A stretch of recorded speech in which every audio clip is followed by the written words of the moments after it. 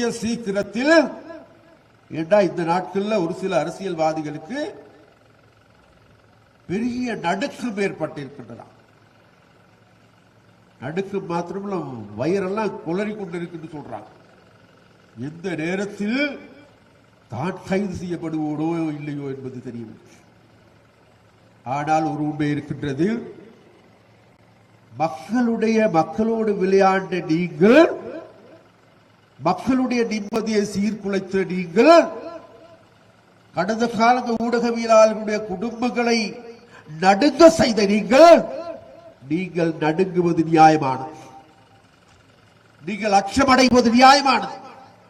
அந்த வகையில் எதிர்காலத்தில் உங்களுக்கான தண்டனை தேடி வரப்போகும் என்பதை மாத்திரம் நாங்கள் சொல்லிக் கொள்ள வேண்டும்.